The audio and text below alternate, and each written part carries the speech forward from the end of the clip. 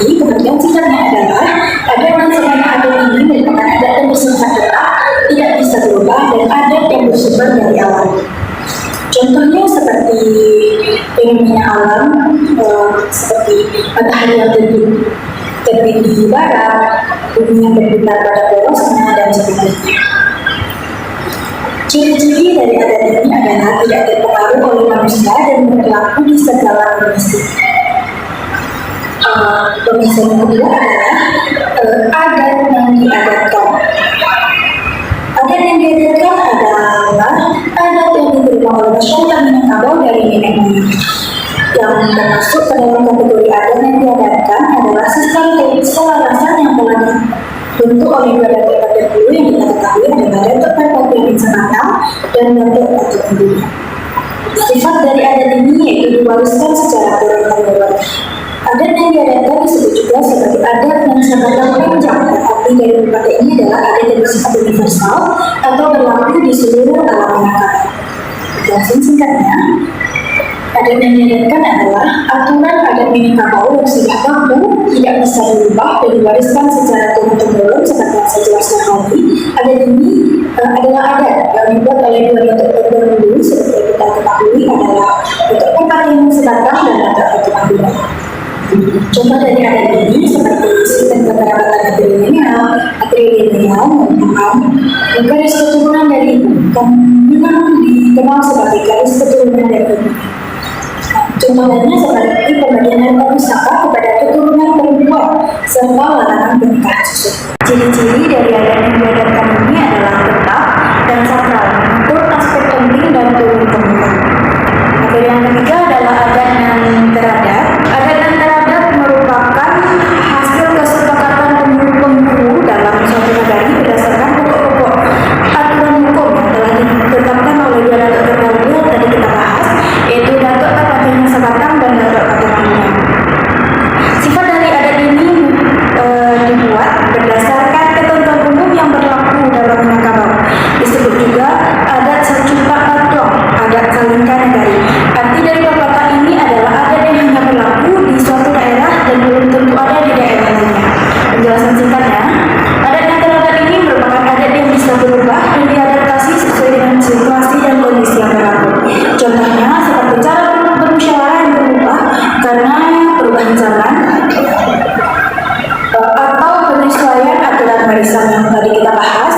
Warisan itu turun kepada pihak perempuan. Ciri-ciri dari adat ini adalah fleksibel dan mengikuti perubahan zaman, namun tetap berpegang teguh pada prinsip-prinsip hukum dasar Minangkabau yang telah ditetapkan oleh dua datuk terdahulu, yaitu Datuk Perpaduan Sanatau dan Datuk Datuk Kedua.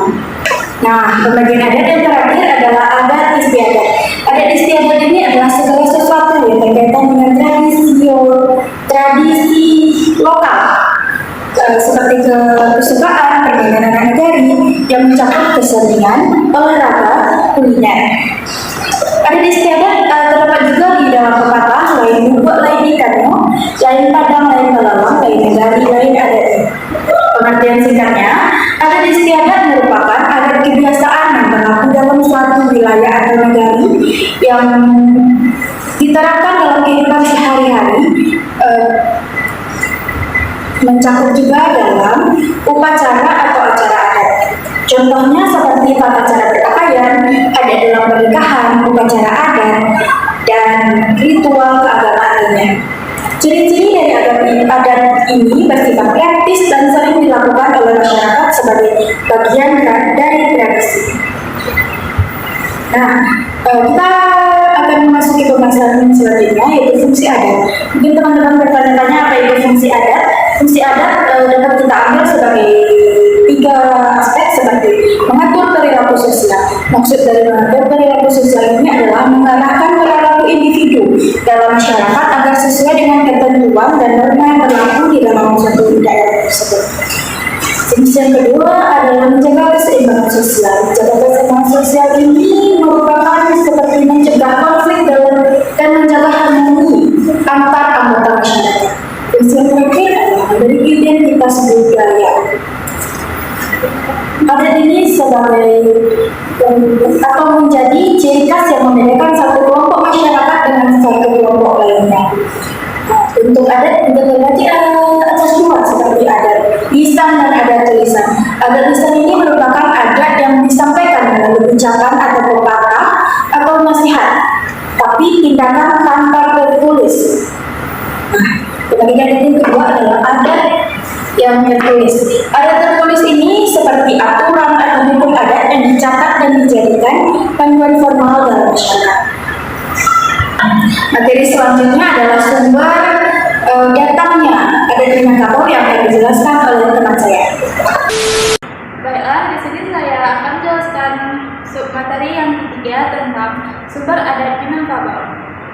Sumber adat Minangkabau dibagi menjadi 3 bagian. Yang pertama itu adalah hukum alam. Hukum alam dibagi menjadi 5 bagian. Yang pertama, alam tak tampak menjadi guru. Ungkapan ini berarti bahwa alam yang terbentang luas menjadi sumber pelajaran. Masyarakat Minangkabau belajar dari fenomena alam untuk mengatur tatanan sosial mereka. Misalnya, kehidupan sosial diatur agar harmonis seperti alam yang selalu mencari keseimbangan antara manusia, alam, dan Tuhan yang selalu dijaga. Poin yang kedua yaitu adat dan sabana adat. Merujuk pada adat yang bersumber dari alam itu sendiri, yang tidak bisa diubah oleh manusia karena telah diatur oleh alam sendiri. Misalnya fenomena siang dan malam, hujan dan panas. Poin yang ketiga yaitu adat dan diadatkan. Adat dan diadatkan diatur atau dibuat oleh manusia berdasarkan pengamatan terhadap alam. Contohnya, aturan terkait musim tanam dan panen yang sesuai dengan siklus alam. Poin yang ketiga yaitu tentang tumbuh bertunas lurus ke atas. Seperti pohon yang tumbuh ke atas dengan cabang yang rapi, masyarakat diatur berdasarkan hierarki dan keteraturan yang jelas dimulai dari keluarga, suku, hingga nagari. Semua memiliki peran masing-masing, namun semuanya berfungsi dalam penghormatan. Poin yang kelima yaitu adat dan diwarisi. Adat diwarisi secara turun-temurun seperti pohon yang terus tumbuh dan berbuah, menandakan adat harus dijaga dan dilestarikan, namun tetap bisa beradaptasi seperti alam yang terus berkembang dan berubah seiring waktu. Sumber adat Minangkabau yang kedua yaitu keputusan penghulu. Keputusan penghulu dibagi menjadi 9 poin. Yang pertama, penghulu sebagai penjaga adat. Penghulu adalah figur utama dalam masyarakat Minangkabau, terutama dalam keluarga besar atau suku. Mereka dianggap sebagai penjaga adat dan berperan penting dalam memastikan bahwa adat dijalankan sesuai dengan ketentuan yang telah diwariskan. Setiap keputusan yang diambil oleh penghulu sendiri bertujuan untuk menjaga ketertiban, keharmonisan, dan keseimbangan sosial dalam masyarakat. Yang kedua yaitu masyarakat dalam mengambil keputusan. Keputusan penghulu biasanya tidak diambil secara sepihak. Musyawarah atau perundingan dengan anggota suku atau keluarga besar sangat penting dalam mengambil keputusan yang adil dan bijaksana. Prinsip ini mengacu pada pepatah Minangkabau, "Bule ayah dek pambuluah, bule kato dek mupakai," yang berarti segala hal diputuskan melalui proses musyawarah untuk mencapai mufakat. Poin yang ketiga yaitu kepemimpinan kolektif. Di Minangkabau, kepemimpinan bersifat kolektif sehingga keputusan yang diambil oleh penghulu terus mempertimbangkan masukan dari penghulu lain dalam suku atau nagari. Penghulu-penghulu dari berbagai suku berkumpul dalam kerapatan adat nagari atau KAN untuk membahas dan menyelesaikan persoalan-persoalan besar yang menyangkut kepentingan masyarakat luas. Poin yang keempat, keputusan berdasarkan adat yang hidup, yaitu adat yang berkembang sesuai dengan kondisi masyarakat. Hal ini berarti penghulu bisa menyesuaikan adat sesuai dengan perubahan zaman dan kebutuhan masyarakat itu sendiri, tanpa meninggalkan dasar-dasar adat yang sudah ada. Poin yang kelima, penghulu sebagai hakim adat. Penghulu berfungsi sebagai hakim dalam menyelesaikan sengketa atau konflik dalam masyarakat. Keputusan yang diambil dalam menyelesaikan masalah tersebut disebut putih di mata, indah kasiah di hati. yang artinya keputusan tersebut harus adil, jelas, dan tidak berpihak. Poin yang keenam, keputusan terkait harta pusaka dan warisan. Aspek penting dalam keputusan penghulu terkait pengelolaan harta pusaka dan warisan dalam masyarakat Minangkabau yang menganut sistem matrilineal atau garis keturunan ibu. Penghulu berperan dalam memastikan bahwa harta pusaka dijaga dan diwariskan sesuai dengan ketentuan adat yang berlaku, biasanya kepada perempuan dalam keturunan garis ibu. Poin yang ketujuh, penghulu sebagai simbol kearifan lokal. Seringkali dianggap sebagai representasi dari kearifan lokal yang telah diuji oleh waktu. Keputusan-keputusan ini mencerminkan nilai-nilai seperti kebersamaan, keadilan, gotong royong, serta saling menghormati. Poin yang terakhir yaitu penghulu bertanggung jawab kepada masyarakat. Meskipun penghulu memiliki otoritas yang besar, mereka bertanggung jawab kepada masyarakat. Jika sebuah keputusan dianggap tidak adil atau tidak sesuai dengan adat, penghulu dapat ditantang melalui musyawarah adat dan diminta untuk mempertanggungjawabkan keputusannya. Keputusan penghulu ini sangat penting karena berfungsi untuk menegakkan adat dan sabarnya adat dalam kehidupan masyarakat Minangkabau, menjaga keharmonisan dan menyelesaikan berbagai persoalan yang muncul. Sumber adat Minangkabau yang ketiga yaitu agama dan syarak. Salah satu prinsip paling fundamental dalam sistem adat Minangkabau. Prinsip ini terangkum dalam filosofi adat Pesandi Syarak Pesandi Kitabullah. Berikut penjelasan tentang hubungan antara adat Minangkabau dengan agama atau syarak. Poin yang pertama yaitu adat Pesandi Syarak Pesandi Kitabullah. Filosofi ini adalah landasan utama masyarakat Minangkabau yang mencerminkan hubungan erat antara adat dan Islam. Adat Minangkabau tidak boleh bertentangan dengan syariat Islam dan segala hal yang diatur dalam adat harus merujuk pada agama ajaran Islam. Poin yang kedua yaitu syarak mengatur, adat memakai. Prinsip ini berarti syarak yang memberi perintah dan adat yang dijalankan. Dengan kata lain, aturan yang ditentukan oleh agama Islam ditetapkan dalam kehidupan sehari-hari melalui adat.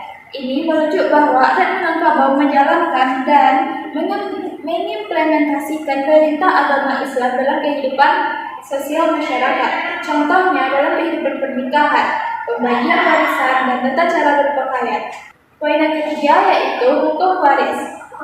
Dalam sistem adat Minangkabau, pembagian harta pusaka mengikuti hukum adat yang matrilineal, yaitu harta warisan diberikan kepada perempuan dalam garis keturunan ibu, namun tidak harta pribadi atau harta pencarian. Pembagiannya mengikuti hukum syariat Islam. Kedua sistem ini hidup berdampingan dan diatur agar tidak bertentangan. Poin yang keempat yaitu sistem sosial dan moral.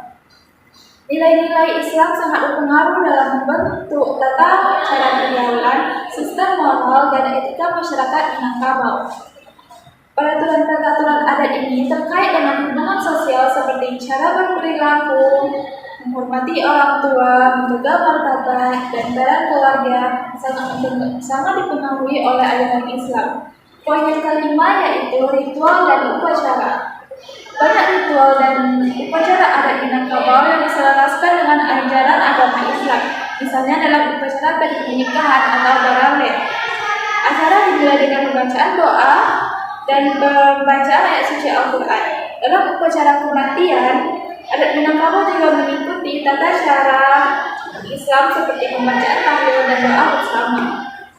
Poin yang keenam yaitu institusi adat dan agama. Dalam masyarakat Minangkabau, penghulu adat dan ulama atau tokoh agama bekerja sama dalam mengatur kehidupan masyarakat.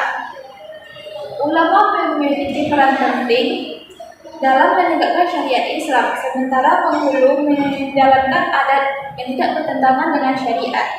Kedua institusi ini saling melengkapi, terutama dalam menjaga nilai-nilai agama dan adat istiadat.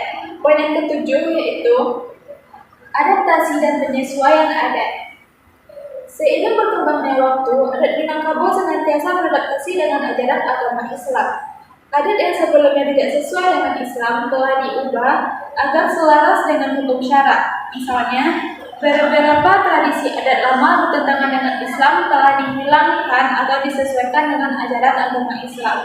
Poin terakhir yaitu syarak sebagai pengatur kehidupan. Dalam kehidupan sehari-hari, syarak menjadi pengatur utama. Sementara adat menjalankan fungsinya sebagai pelengkap dalam menjaga hubungan sosial dan kultural. Semua tata cara dan aturan yang tidak diatur dalam syariat atau Islam biasanya diatur oleh adat, selama tidak bertentangan dengan ajaran agama Islam.